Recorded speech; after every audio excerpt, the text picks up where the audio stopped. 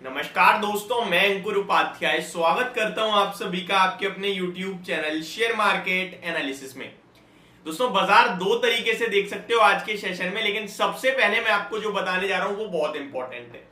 Continue जो America की तरफ से अंडर परफॉर्मेंस आ रही थी, कंटिन्यू जो अमेरिका गिरता जा रहा था, उसकी गिरावट अब कहीं ना कहीं खत्म होती दिख रही है।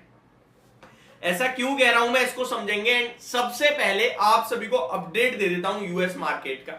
डाउ जोन्स लगभग नीचे से देखोगे तो 400 पॉइंट ऊपर बंद हुआ है, और ओवरऑल अगर आप केवल हरे निशान में देखोगे तो 153 पॉइंट्स ऊपर क्लोजिंग देता हुआ दिखा है डाउ जोन्स।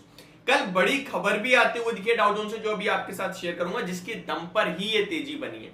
नेस्डेक इंडेक्स 1.28% भागा है कल, लगभग 165 पॉइंट्स की तेजी थी।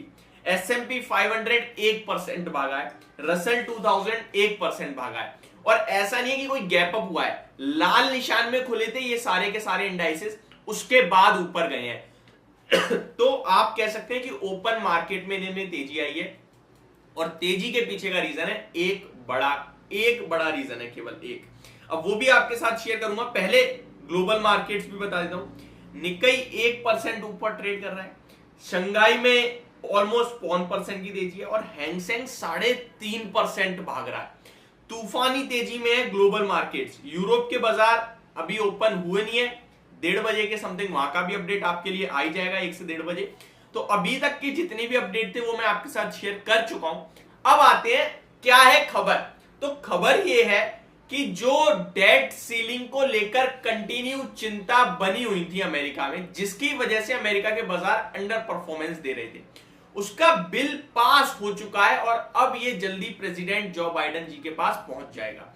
सबसे पहले बताऊं, 63 लोगों ने पास करा है, 37 लोगों ने फेल करा है, लेकिन ये पास माना गया है कल के ही सेशन में, क्योंकि मैक्सिमम मेंबर्स ने पास कर दिया है। तो बड़ी खुशखबरी है अमेरिका के लिए, और बड़ी राहत वाली बात है, और इसी के चलते अमेरिका के बाजार आपको कल तूफानी तेजी में दिखे हैं। इनफैक्ट तूफानी तेजी कहना एक गलत शब्द हो जाएगा, लेकिन नीचे से बढ़िया मूव आया है। और मोस्ट इंपॉर्टेंट थिंग इज कि डाउ फ्यूचर्स अभी भी पॉजिटिव ट्रेड कर रहे हैं।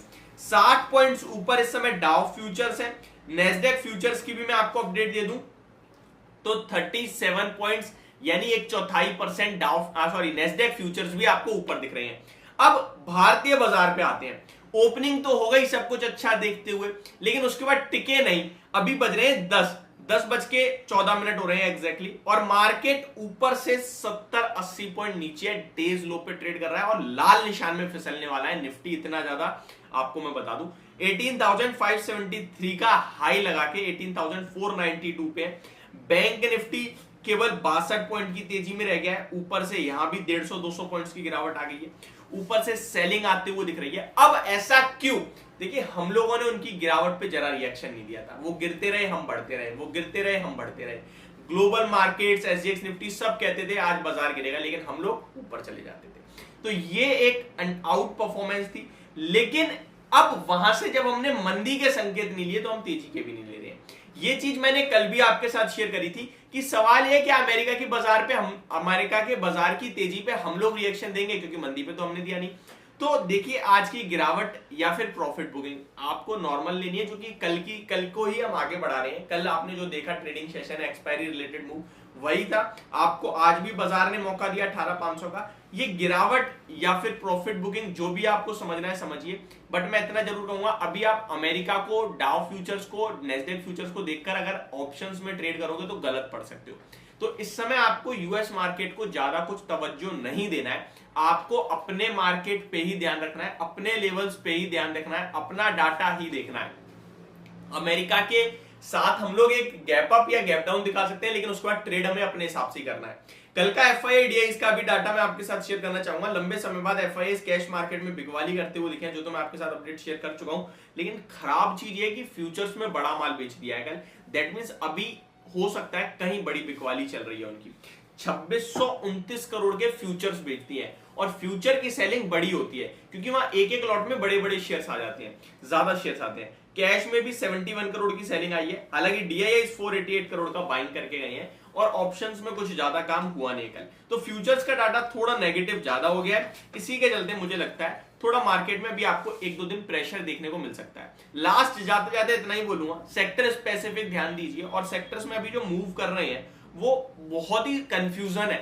कभी मेटल ऊपर आ जाते हैं, कभी फार्मा, कभी आईटी, तो कभी ऑटो, तो मतलब हर सेक्टर चल रहा है, बट कभी कोई, तो आपको अपने स्टॉक्स के साथ ही बने रहना है। और दूसरी बात, आज वीकली क्लोजिंग है, तो मेरे को लगता है कोई ट्रेड लेके नहीं जाना चाहिए ऑप्शन पुट का इंडेक्स में। इसके पीछे दो बड़े रीजन है, पहला आपका व्यू डायरेक्शन क्लियर नहीं है, और दूसरा 2 दिन की जो छुट्टी है उसमें आपके थीटा डीके हो जाएगा ज्यादा, तो उसको अवॉइड करें। इंडिया विक्स ऑलरेडी मैं आपके साथ कह चुका हूं कि अभी बहुत लोएस्ट पॉइंट पे वॉलिटिलिटी बननी चाहिए, फियर फैक्टर आना चाहिए, और फियर फैक्टर तभी आता है जब बाजार गिरता है। मैं आपके साथ शेयर करना चाहूंगा, इंडिया विक्स 11.67 पे, हालांकि अभी बढ़ रहा है, आधे % ऊपर है, तो इसको बढ़ना होगा, लगभग 13 तक तो आना चाहिए। जैसे ही 13 पे आएगा फिर कहीं ना कहीं मार्केट को लेकर हम व्यू चेंज कर सकते हैं।